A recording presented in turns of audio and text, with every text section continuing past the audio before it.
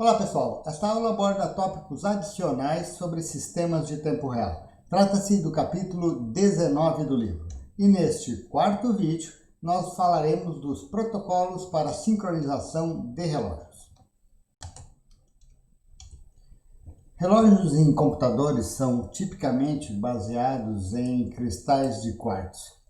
E, nesse caso, inevitavelmente, eles vão apresentar alguma taxa de deriva, alguma taxa de afastamento, né?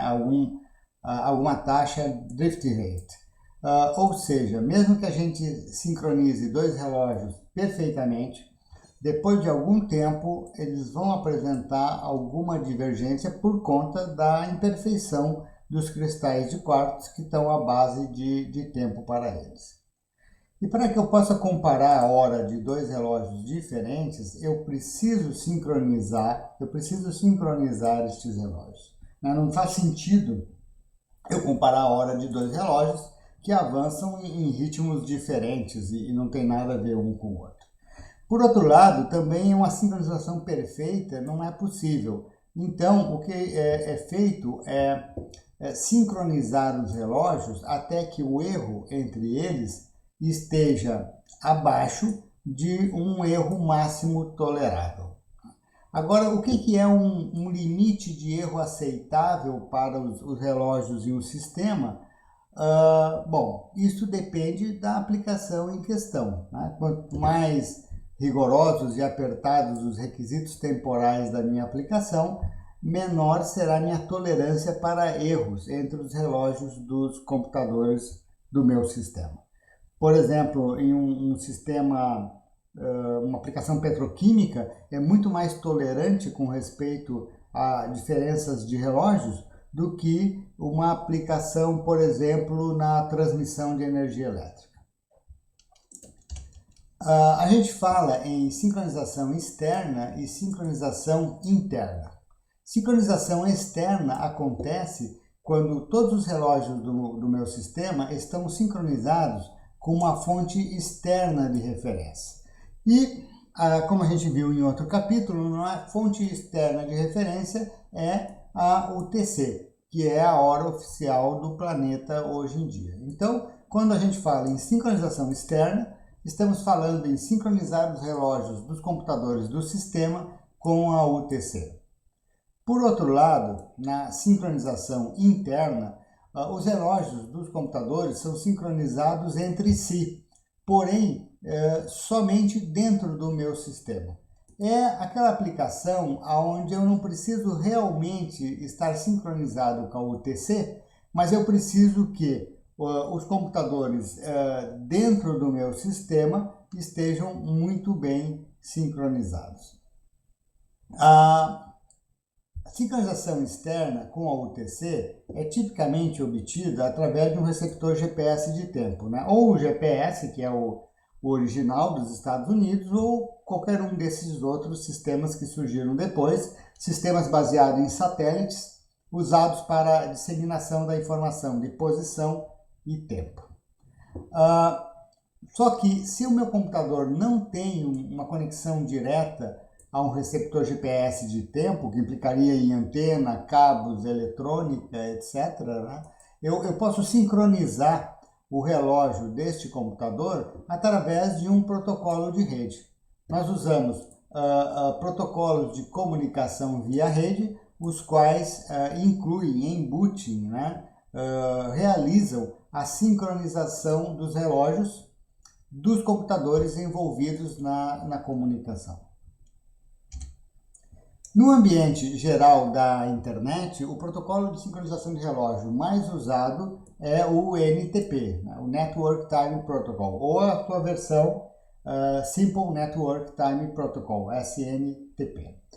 A gente consegue com o NTP na internet uma precisão da ordem de dezenas de milissegundos. É claro que isso vai depender muito da distância entre o computador cujo relógio está sendo sincronizado e o servidor de tempo usado. E aqui distância significa variação no atraso da rede.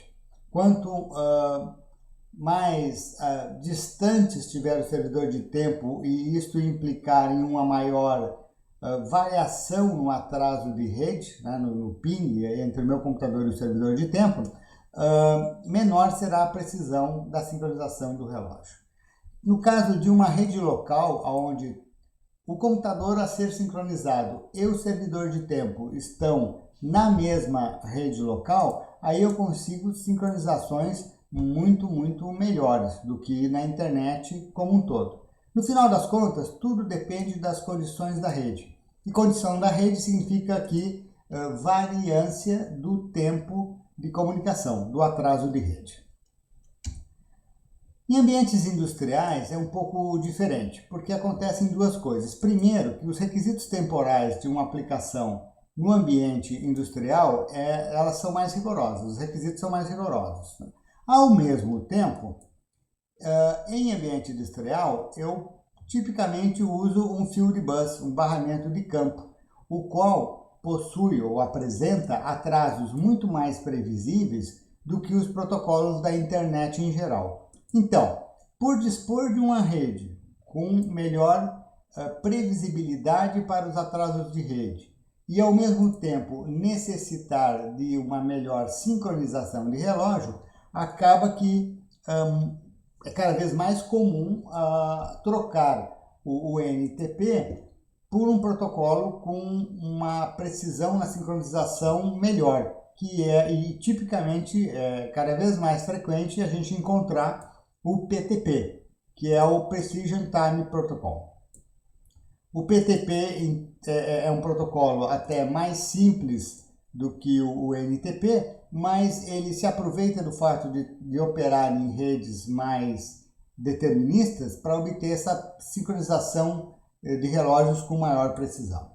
E aí, com o PTP, dependendo do contexto da rede local do field bus que eu estou usando, eu posso chegar até mesmo microsegundos, no caso do erro aí entre relógios de diferentes computadores. Além dos protocolos de propósito geral, como o NTP e o PTP, que podem ser usados em cima de diferentes pilhas de protocolos, existem protocolos de sincronização de relógios definidos para um tipo específico de barramento. São protocolos de sincronização de relógio que só funcionam naquele field bus específico para o qual foram foram projetados. Como exemplos dessa classe, a gente tem EtherCAT para automação industrial e o FlexRay para sistemas automotivos. São protocolos que embutem a sua própria sincronização de relógios específica. A gente viu então que existem alguns protocolos para sincronização de relógios disponíveis e usados na prática. Bom, pois bem, todos estes protocolos de sincronização de relógios, eles fazem basicamente a mesma coisa, né? Eles obtêm a hora atual, o tempo, de alguma fonte confiável, né? A gente chama normalmente essa fonte confiável um outro computador denominado o servidor de tempo.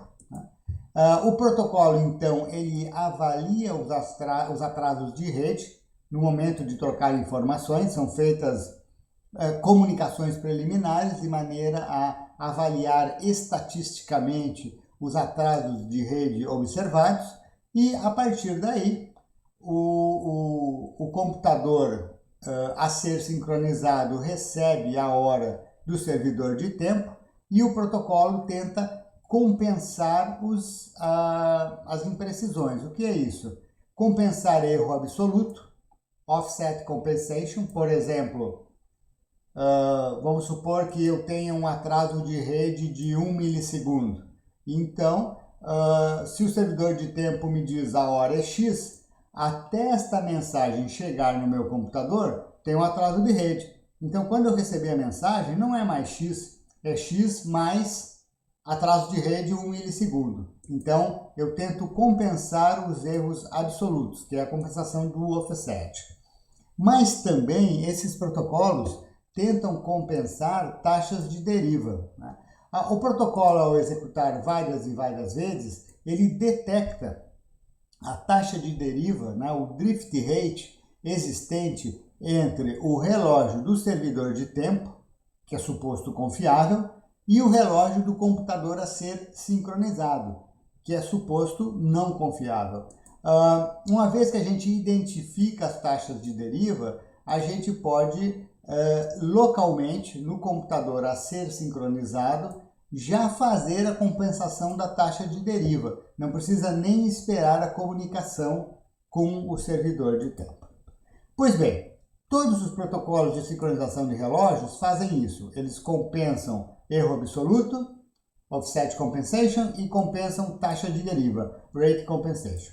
O que muda é que cada protocolo faz isso de uma forma diferente, porque redes de computadores apresentam diferentes distribuições estatísticas dos atrasos de rede. Então, a forma como a compensação é feita, como o erro absoluto é medido e detectado, né? A taxa de deriva é medida e detectada, e como isso é compensado na hora local, isso é o que muda de um protocolo de sincronização para outro.